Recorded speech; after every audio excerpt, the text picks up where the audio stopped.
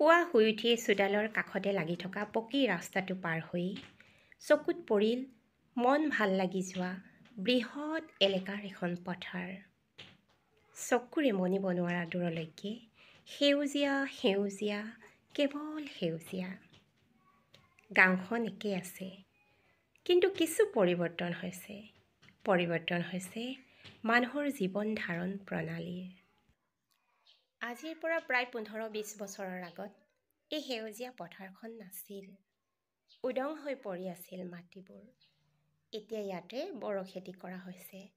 প্ৰায় প্ৰত্যেক ঘৰ মানুহৰে মেচিন হ'ল আৰু চৰকাৰেও ধুনীয়াকৈ কাৰেণ্টৰ ব্যৱস্থা কৰি দিছে। হয়, এইখনেই হৈছে মোৰ জন্মস্থান আপোন গাঁও, য'ত মই পাৰ কৰিছিলোঁ ল'ৰালি, শৈশৱ, কৈশোৰ আৰু যৌৱন। কপালৰ ঘাম মাটিত পেলাই নাঙলৰ শিৰলুত সপোন ৰচা কৃষকক কিৰিলিয়াই মতা পথাৰখনৰ সেউজীয়াৰে আজিও মোৰ মন সেউজ।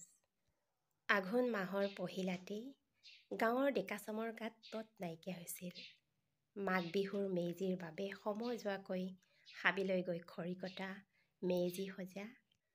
বৃহৎ এলেকাৰ গাঁওখনৰ মেজিভাগ এই পুখুৰীটোৰ পাৰতেই সজা হৈছিল। আৰু উৰুকাৰ দিনা সকলোৱে সমজুৱাকৈ মাছ ধৰাৰ আনন্দ লোৱা হৈছিল। এই পুখুৰীটোৱে গোটেই কথাবোৰ সোঁৱৰাই গ'ল। আজি প্ৰায় 25 বছৰৰ পাছত এই পুখুৰীটোত নামিছোঁ, হেৰুৱা দিনৰ স্মৃতি বুটলি। মাছ ধৰিবলৈ ওলাই যোৱা নাছিলোঁ যদিও ঘৰৰ পুখুৰীটোত কিন্তু মাছ ধৰিবলৈ জানিছিলোঁ।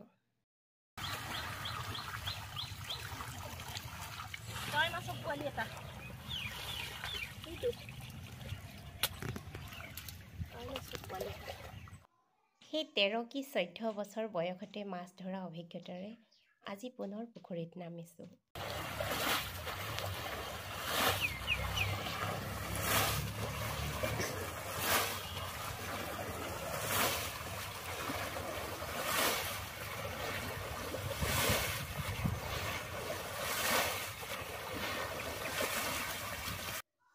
বহুতক আকৌ এনেদৰে হাতেৰেও মাছ ধৰা দেখিছোঁ।